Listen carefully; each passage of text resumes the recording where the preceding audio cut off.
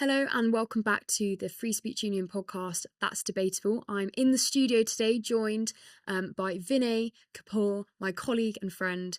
Tell us who you are and what you do at the Free Speech Union. Yes, I'm Vinay. I'm the Education and Engagement Officer.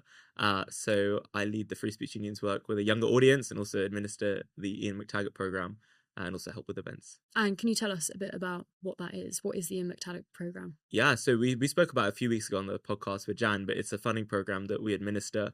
And what we do is we support student societies, we support individuals, we support academics who want to promote free speech on campus. Basically, we're looking for people who are interesting and provide them with opportunities in a way that allows them to promote debate among people of our age group and beyond. We went to a university Freshers Week the other day, not because we're students, but because we just wanted to talk to students about free speech on campus. And it was really interesting. And we wanted to, this episode, talk about what we learn and how that also compares maybe to our experience at university and what the issues that were highlighted, what needs to happen at universities, because we've now had the Higher Education Freedom of Speech Act, which was finally passed by Labour after they shelved it and branded it the Tory hate charter around this time last year. And we also have the very robust guidance from the Office for Students. And so things are looking up legislation-wise, but there are still issues on campus. And we spoke to various groups. And would you like to talk first about what your main takeaways were, who we spoke to, and what we learned from them? Yeah, so we went to LSE nearly a week ago just to basically see what's going on and just out of curiosity to see, is it really as bad as some people make out, or is it better? And we spoke to a bunch of different people. We spoke to trans rights groups, we spoke to pro-Israel groups, pro-Palestine groups, we spoke to the Spartacus League, we spoke to the Socialist Workers' Party. We managed to get into the Freshers' Fair and act as students or pass as students. And yeah, it was very interesting because I think, it's good to have all these perceptions, and you might say data backs these things up, that young people are acting in a certain way or certain X amount of young people support X amount of views. But I think it's useful to actually go there and talk and engage. And I learned a hell of a lot actually about the free speech issues that I think all sides of the political spectrum are facing in the current moment. So yeah, it was very insightful. I think that was one of the main takeaways for both of us, that we tend to imagine that people who have what are considered to be minority views within a university setting are the ones who are disproportionately facing issues with their freedom of speech, which I think is true, definitely, but all sides express concern about not being able to get speakers in. I mean, that's something that I have come across from students across the board when I was at university, trying to book speakers, and also talking to people at LSE or talking to people who run political societies at their university, just trying to get the permission from the university to have an external speaker come in to organise events is so tricky, which I think for some people would be quite surprising considering how active university campuses are for political activism and specific causes. It is so hard, and I cannot stress this enough, how universities seem to do everything they possibly can to prevent anyone coming onto a campus that might have a controversial view. I remember at Leeds, one of the parts of the application process, you basically had to do your own background check. And I can't remember exactly what the wording was on the form, but it was basically asking if there's anything that this person has said that is mildly controversial, we need to know what that is first before we consider them coming to the university. And yeah, I've heard many students say that, including people from groups that are far more dominant on campus, such as the pro-Palestine groups, the Socialist Workers' Party being another one, and they seem to have those concerns as well. It was also interesting, Vinny, and I'd like to get your take on it, the way that they spoke about each other, because we asked them about how they work with other societies, particularly societies that they don't agree with, or even are completely opposing sides. Yeah, I mean, that was especially true in relation to the pro-Israel society and the anti-Zionist Jewish society. So one thing I think you asked them, the anti-Zionist society, was, have you worked with JSOC? Because there's also at LSE. LSE is quite unique, I think, in a good way, that they have all the pro-Palestine societies. They have actually a pro-Israel society, and then they have a Jewish society that's separate. Whereas where I was at Warwick, it was you just had JSOC, no pro-Israel society.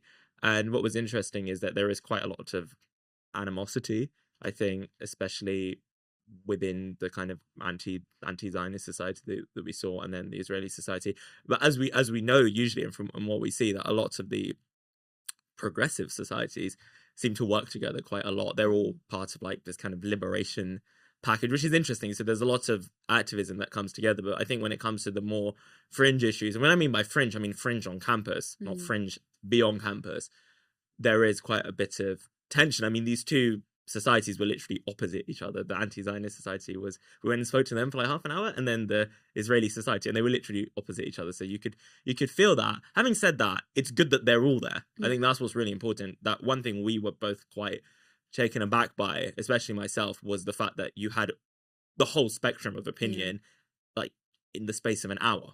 And that's quite good, regardless of all the perils and pratfalls we could talk about for hours about free speech on campus is bad. The fact that these societies exist is such a good thing. And I think we learn a lot just by talking to them and just by listening to them. Yeah, absolutely. One of the instances that I found most interesting and not surprising, but it does still shock me every time, even though I'm not surprised by it. When we spoke to the trans rights group, I'm not sure what the actual society was, but that was the focus of their stall that they had. They had the in actual toilets painted in the trans flag colours, and they didn't want to speak on camera, which is completely fine. But someone else, the person we were trying to speak to, went and got someone else, and then there were two of them that we were speaking to, and she said that she wanted to know who we were because we said we were from the Free Speech Union, and she said because I have a visceral reaction to hearing the words free speech, because the TERF group on our campus uses the word academic freedom, and it's about free speech, and it's something that I hear all the time, that people think, I mean, we all hear it, that people think that the words free speech are a dog whistle for being people who want to be offensive, and people who want to deliberately upset others, who are purposely spread bigotry and all of this stuff. So it was interesting to talk to someone firsthand who, especially on a different university campus, because it was quite nice to be on a campus and them not know where I'm coming from, and not know my views, and it is nice to have a completely candid interaction with someone, because I know for a fact that if they knew my opinion on women's rights and the conflict between trans rights, then they would not have spoken to us at all, because they did have a conversation with us off camera, which was really helpful. And it's nice having that being seen to be impartial, but obviously because we are a completely non-partisan group, despite the fact that it's no secret where my origin story came from, but it is concerning that students are saying, or especially in certain movements, that hearing the words free speech causes them to have a visceral reaction to it. I mean, I think it must make university a very difficult place to be. Yeah, no, and I think that's what's worrying, is the fact that apolitical concepts like free speech have become politicized, and the fact that free speech is now seen to be on a certain side of the political spectrum, I think is really worrying. And as you said, groups like ours are genuinely non-partisan. We genuinely try to be non-partisan, and we genuinely are non-partisan. But the thing is that's not being recognized or accepted in a lot of the arguments coming from such groups like trans rights groups, because I think they see free speech itself as kind of part of a broader set of ideas that are related to power and related to speech having a discursive effect, like a real world effect.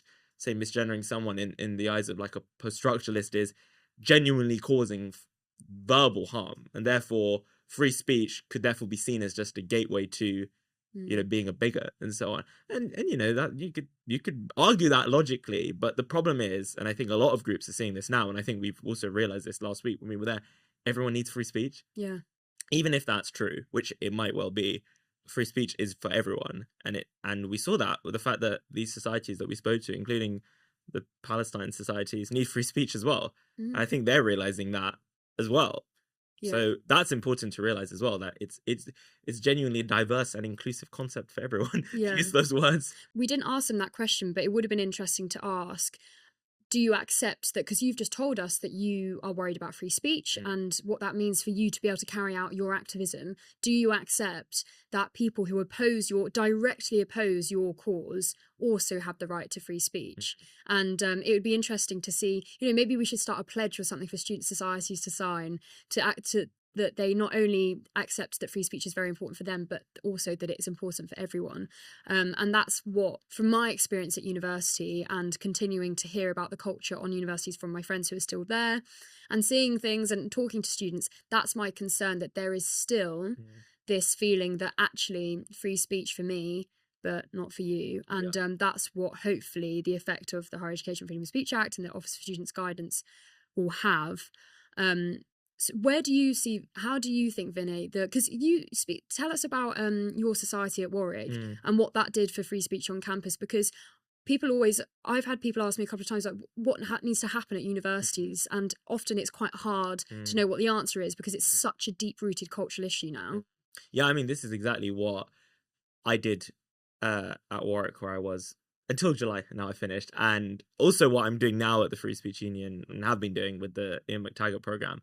So I think from a point of view of where I was at Warwick, I was quite disillusioned with things, not necessarily because everything was hyper woke and hyper progressive in a sense that you couldn't have debate, but more from a perspective of, if we have debate, we might learn. So it kind of comes back to what I call the Socratic view of free speech. And what I mean by that is it's a view that, positions inquiry and thinking as kind of the kind of how do you put it, the main aim, the primal thing. So I founded a society called Warwick Speakeasy, and it's an idea that basically wants to debate in good faith. It's not, let's stop the woke. There are some societies that do that. That's fine, but I just don't think that works among students, especially if students are so woke. Then you're not going to attract them, are you?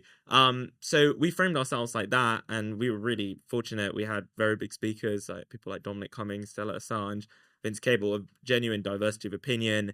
And it's quite miraculous that I managed to persuade people to come on board on the team, on the exec, and not only do that for 1 year, but another year. And then now that I've left, it's continuing.